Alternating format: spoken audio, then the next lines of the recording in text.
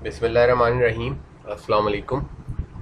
तो आज हमारा लेक्चर 16 है और आज हम करेंगे determining SOP expression from truth table. यानी ट्रुथ टेबल आपको गिवन हो, उसमें से SOP expression, sum of product expression कैसे निकाला जाएगा।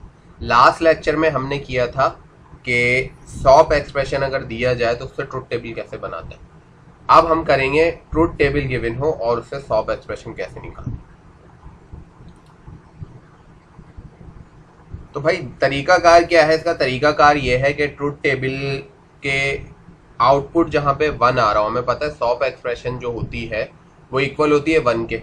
और 1 को हम बेसिकली टारगेट कर रहे होते हैं जब भी हम सॉप का काम कर रहे होते हैं।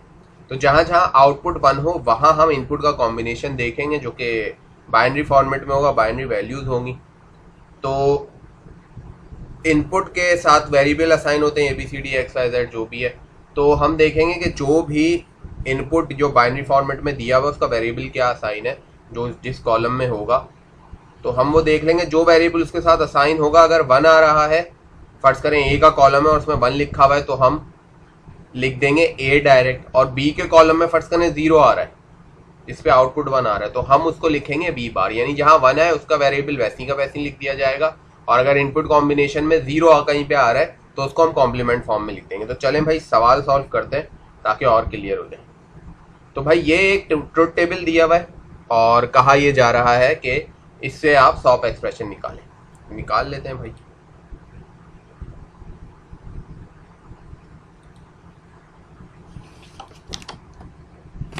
सबसे पहले एक कॉलम में और बना देता हूं और उसको हम नाम दे देते हैं प्रोडक्ट टर्म का।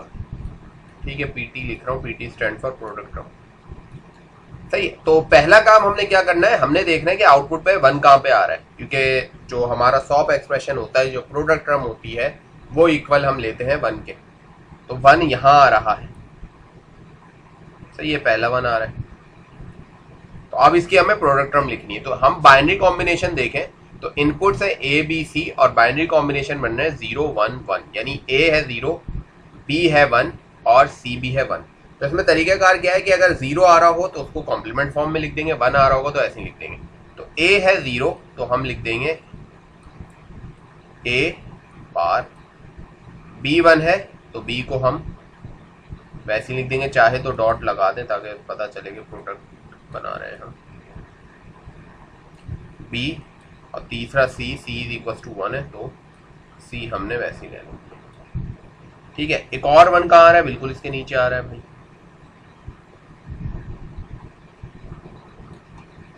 ठीक है, तो ये आ रहा है 1 0 0। यानी A बराबर है 1 के, B है 0, C है 0। तो A 1 है तो भाई A तो ऐसी का वैसी आ जाएगा। B क्योंकि 0 है तो B के ऊपर लग जाएगा बार। ठीक है जी। और C भी 0 है तो C के ऊपर भी लगेगा बार।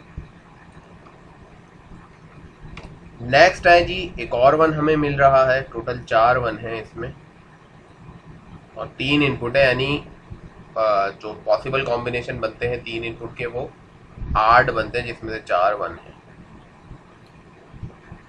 अच्छा भाई, तो अब क्या आ रहा है? 1 1 0। यानी A 1 है, B 1 है और C 0 है। तो A तो भाई वैसे ही आ जाएगा,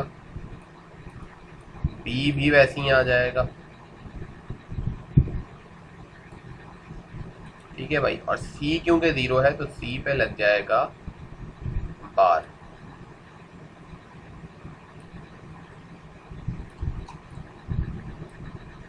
ठीक है भाई। लास्ट क्या आ रहा है? लास्ट आ रहा है सबका इनपुट 1 1 1 आ रहा है। A भी 1 है, B भी 1 है, C भी 1 है।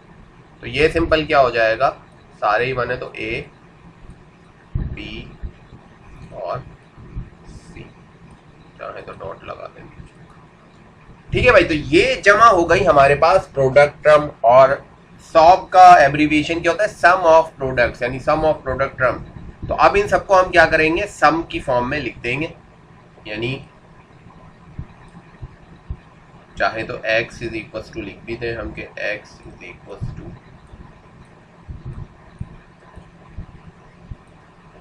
A bar BC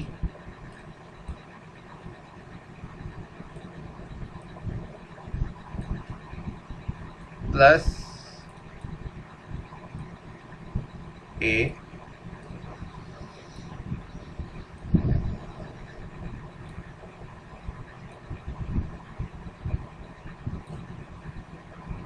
B bar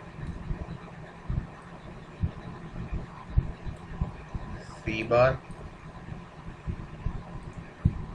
plus A B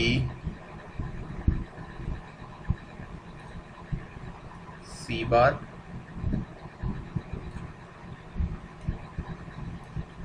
और प्लस A B और C। तो भाई ये हो गया आपका सॉप एक्सप्रेशन। ठीक है भाई, तो ये हमने क्या किया, ट्रुथ टेबल से कन्वर्ट कर लिया हमने इसे standard sum of product expression. ठीक है, स्टैंडर्ड इसलिए कि कोई भी इनपुट जो है यहाँ से मिसिंग नहीं है। अब वो अलग बात है कि अगर आप इसमें कॉमन लेके रूल नंबर 6 लगाना चाहें तो ये और शॉर्ट फॉर्मेट में आ सकता है। तो ये फिलहाल क्या है, स्टैंडर्ड सॉप एक्सप्रेशन हमने निकाल लिया ट्रुथ टेबल से। ठीक है, अच्छा एक और चीज़ है, एक छोटा सा सवाल है यहाँ पे कि फर्ज करें कोई ऐसा ट्रुथ टेबल गिवन हो जिसमें सारे आउटपुट 1 हो या सारे आउटपुट 0 हो, तो फिर उसका बूलियन एक्सप्रेशन क्या होगा।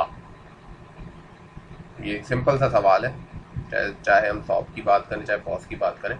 1 हम दायरे सॉप देखते हैं, 0 में हम पॉज देखेंगे। पॉज अभी हमने स्टार्ट नहीं की। ठीक है, तो एक सवाल है, मैं ज़रा ये इसको सबको मिटा देता हूँ। होपफुली आपने नोट नहीं भी किया तो आप वीडियो पीछे करके देख लीजिएगा। ठीक है भाई, तो ये भी 1 होता, मतलब ये 0 नहीं होते, ये 0 की जगह 1 होता, ये भी 1 होता, ये भी 1 होता और ये भी 1 होता। सारे आउटपुट्स 1 होते तो आपका जो एक्सप्रेशन है एक्स सॉप का वो किसके बराबर होता। ठीक है, सारे आउटपुट 1 है तो बहुत आसान सी चीज़ है, हमारा एक्स जो या एक्सप्रेशन है वो कुछ नहीं आती, वो 1 आ जाती है। एक्स इज इक्वल टू 1, या हर चीज़ पे आउटपुट 1 आ रहा है तो 1 है। इसी तरीके से फर्ज करें कि सारे के सारे आउटपुट आपके 0 होते तो क्या आता भाई।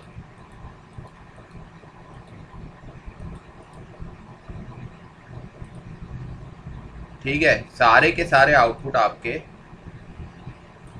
0 होते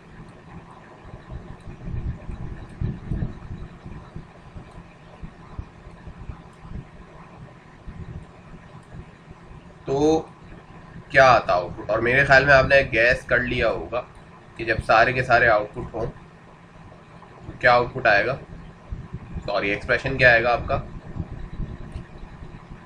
ठीक है, तो ये हम कह सकते हैं कि जो है जब सारे के सारे आपके इनपुट 1 होंगे तो ये चीज़ सॉरी सारे के सारे आउटपुट्स आपके 1 होंगे तो जो एक्सप्रेशन आएगा वो 1 के बराबर होगा। जब आपके सारे के सारे आउटपुट 0 के बराबर होंगे तो जो एक्सप्रेशन आएगा वो 0 के बराबर होगा। तो इस चीज़ में कंफ्यूज होने की ज़रूरत नहीं है। हो सकता है एग्जाम में कुछ ऐसी तफरी करे आपके साथ कि आउटपुट पे सारे 1 दे दे ट्रुथ टेबल में और बोले भाई इसे सॉप में कन्वर्ट करो, और आउटपुट पे सारे 0 दे दे और बोले इसे पॉज में कन्वर्ट करो। तो आपने क्या करना है, एक्स इज इक्वल टू 1 या एक्स इज इक्वल टू 0 कर देना है। ठीक है, तो मेरे ख्याल में आपको ये सारी चीज़ें समझ में आ गई होगी कि ये यही बता रहे कि इनपुट का कोई भी कॉम्बिनेशन हो तो आउटपुट 1 आ रहा है तो आप simple x is equal to 1 रखेंगे, और इनपुट का कोई भी जो है आउटपुट 0 आ रहा है तो आप एक्स इज इक्वल टू 0 रखेंगे। तो भाई थैंक्स फॉर वॉचिंग, और कोई प्रॉब्लम हो अब तक हमने जो कुछ पढ़ा है उससे रिलेटेड तो आप मुझे कमेंट्स में बता सकते हैं। इवन कोई क्वेश्चन हो जो सिंप्लीफाई करना हो वो आप कमेंट में मुझे जो है लिख के दे सकते हैं और उसको उस पर इंशाल्लाह मैं वीडियो बना दूंगा। तो थैंक्स फॉर वॉचिंग, अल्लाह हाफिज़। नेक्स्ट जो है हमने स्टार्ट करना है प्रोडक्ट ऑफ सम। यहाँ पे हमारा जो है सॉप तकरीबन ख़त्म हो गया है। इसके बाद हम स्टार्ट करेंगे दूसरी बूलियन अलजेब्रा की फॉर्म, वो होगी प्रोडक्ट ऑफ सम। ठीक है, boss, thank you very much.